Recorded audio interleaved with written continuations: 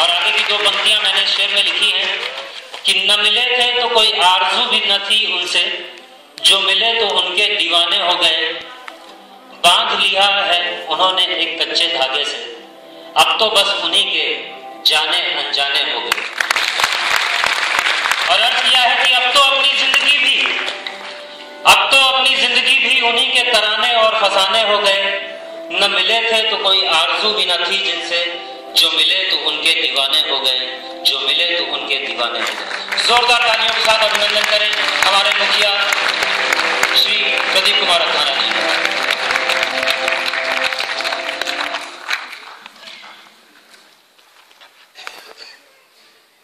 जय हिंद साथियों,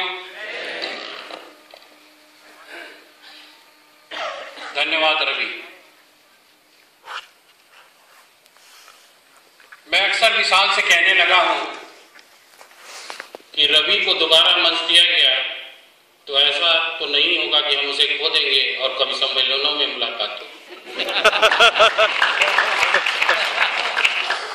फिर भी हमें विश्वास है कि कवि सम्मेलन में जाने के बाद भी रवि हमारा ही रवि रहेगा।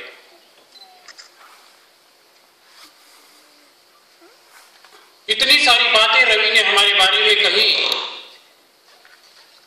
कि मैं पाठक जी से अभी नीचे कह रहा था कि अब तो मैं जाके सिर्फ अपना नाम बता दूं और चला।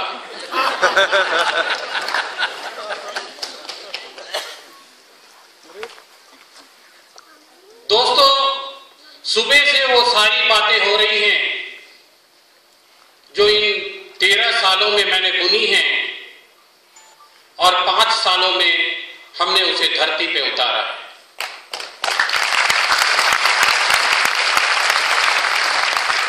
मैं रहूं या न रहूं, लेकिन मेरे ये जज्बात, मेरे ये विचार अब इस धरती पे मिटाने वाला कोई नहीं।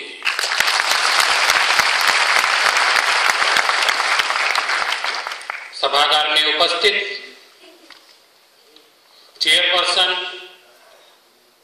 मेरे परम मित्र एवं शत्रु श्री बीबी पाठक साहब,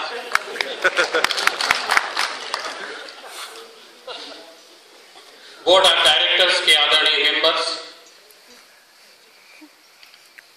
सीनियर ऑफिसर्स एवं मेरे युवा साथियों, बहुत दिनों तक बहुत सारी बातें मन में उमड़ती घुमड़ती रहती हैं, लेकिन माइक सामने आते ही उस जोश,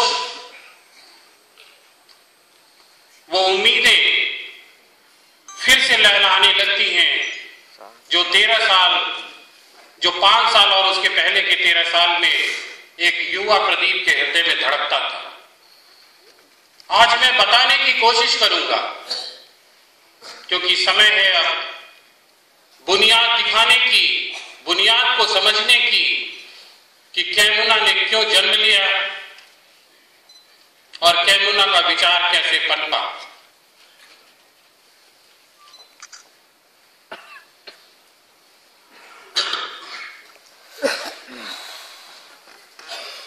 मित्रों, 20वीं सदी में राजतंत्र, उपनिवेश और धार्मिक साम्राज्यों से मुक्ति की सदी थी। विश्व में यूरोप का वर्चस्व टूट गया था। स्पेनी, पुर्तगाली, डच, फ्रांसीसी, जर्मन, इतालवी उपनिवेश बाहरी व आंतरिक संघर्षों के कारण या तो डूब चुके थे या टूट रहे थे। ब्रिटेन की लोकतांत्रिक संसदीय प्रणाली के विकास और इसके अंतर्गत आए बदलाव के कारण इसके औपनिवेशक देशों में भी धीरे धीरे उनकी और अपनी सरकारों को अधिकार देने और ढीले बंधनों में रखने की नीति स्वीकृत हो रही थी। शांति, स्वतंत्रता, समानता, लोकतंत्र, आर्थिक व सामाजिक सुरक्षा, मूलाधिकार ऐसे मानवीय जीवन मूल्यों की राजनीतिक व्यवस्था में स्थापना इस सदी के केंद्रीय सरोकार। उपनिवेशक धीरे धीरे डोमिनियन के रूप में अधिकार पा रहे थे।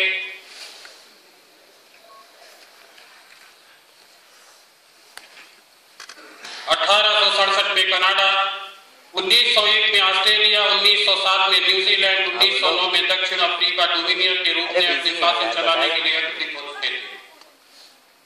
15 अगस्त 1947 1947 को भारत भी एक डोमिनियन के रूप में स्वतंत्र हुआ। 26 जनवरी 1950 को भारत का अपना संविधान लागू हुआ। इस लोकतांत्रिक संप्रभु भारतीय गणतंत्र के संविधान में मनुष्य सर्वोपरि था और लोकतंत्र इसकी राजनीतिक अभिव्यक्ति थी।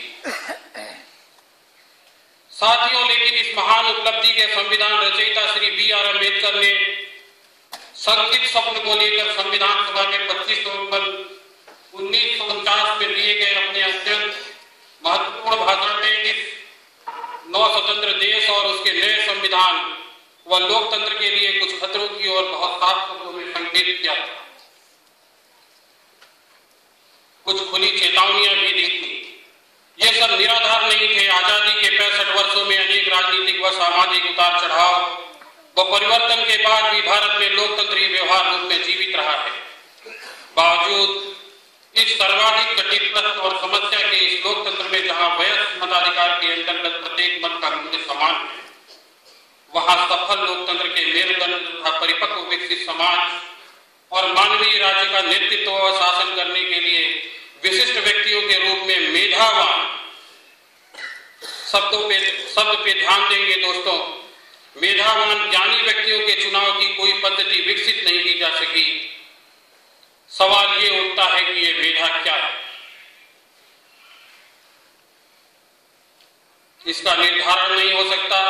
इसे अभ्यास या शिक्षा द्वारा तैयार नहीं किया जा सकता। यह मनुष्य के जन्म के साथ ही उसके अंदर होता है तथा वह बाहरी सामाजिक व आर्थिक परिस्थितियों द्वारा विकसित होती है।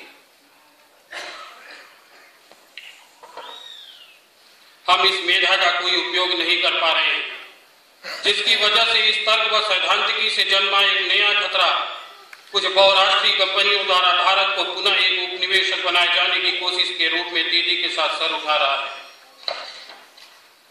एक षड्यंत्र चल रहा है जिसमें साम्राज्यवाद लोकतांत्रिक बहुमत की शक्ल में आ रहा है। खनिजों, नदियों, जंगलों, खेतों की बहुसंख्यक की भावनाओं, विकास की वैश्विक जरूरत और अंतर्राष्ट्रीय पूंजी जगत के तर्कों द्वारा पुनः कब्जे में लिया जा रहा है। और यह काम कोई Vasco da Gama, Columbus, Francis Drake नहीं बल्कि हमारी चुनी हुई नेतृत्व कर रही है। आजादी और लोकतंत्र के इस परिदृश्य में अंतिम मनुष्य की कहीं कोई उपस्थिति नहीं दिखती है सिवाय वंचित, विस्थापित या मार दिए जाने के। कहीं ये आजाद भारत के वही खतरे तो नहीं हैं जिनकी ओर अंबेडकर ने इशारा किया था? कहीं ऐसा तो नहीं कि आजाद भारत लोकतंत्र के सही अर्थ, उद्देश्य व उनकी सफलताओं से विमुख होकर किसी विकृत लोकतंत्र की आड़ में धीरे धीरे उसी औपनिवेशिक दौर में लौट रहा है जिससे 65 साल पहले मुक्त होकर हमने आजाद भारत और वास्तविक लोकतंत्र के स्वप्न की एक यात्रा शुरू की थी। हर नया स्वतंत्र वर्ष हमें अत्यंत गंभीरता के साथ यह सोचने का अवसर व चुनौती दोनों देता है। तो साथियों,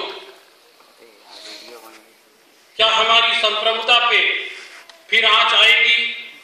क्या राम और रहीम की इस दुनिया में फिर लहू बहेगा? नहीं, कभी नहीं। आज मैं इस मंच से अपने पूरे कैमुना परिवार की तरफ से इस विदेशी सोच के प्रति अपने सारों योद्धाओं सहित एक समानांतर युद्ध की घोषणा करता हूं। एक ऐसा युद्ध की घोषणा करता हूं मित्रों, जो इस FBI की आने वाली आंधी को रोक देगी।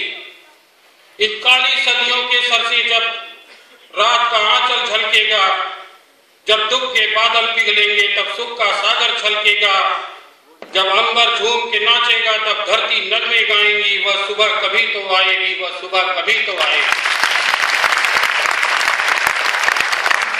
हाँ साथियों, वह सुबह कल ही होगी जब हम एक युद्ध के वादे के साथ गज भर चौड़ी छाती के साथ सोकर उठेंगे।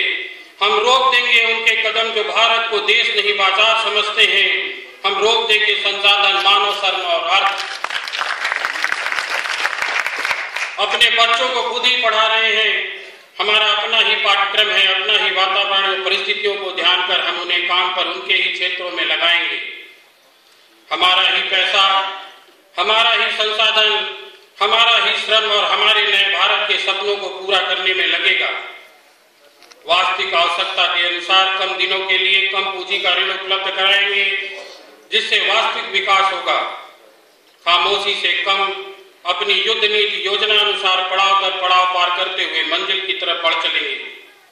अब बारी है ऊर्जा संसाधनों की, स्वास्थ्य की, उनके लिए सोचने की जो पे नहीं कर सकते। उस आदर्श ग्राम की स्थापना की जो श्री राम पैगंबर और गांधी के सपनों में थी। देश के तमाम शिक्षाविद, इंजीनियर, विभिन्न क्षेत्रों के लीडरों का सहयोग मिलने लगा है, जिससे हमने 2013 की प्राथमिकताओं में रखा है। हम सब मिलकर जोश के साथ उड़ान भरते हुए नव भारत का सृजन उमंग के साथ करते हुए लक्ष्य पर अवश्य पहुंचेंगे। हम सबको भारत माता का आशीर्वाद प्राप्त हुआ है। हमें आशा ही नहीं विश्वास है, हम अपने कर्तव्य पथ पर डटे रहेंगे और विजयी होंगे।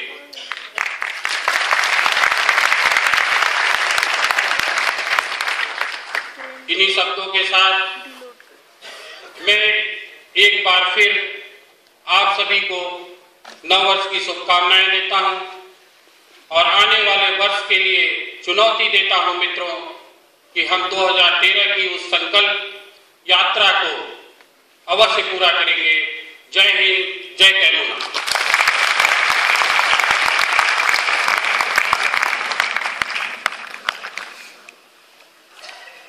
बहुत बहुत धन्यवाद माननीय एमडी सर का। एक बार जोरदार तालियां सर के लिए।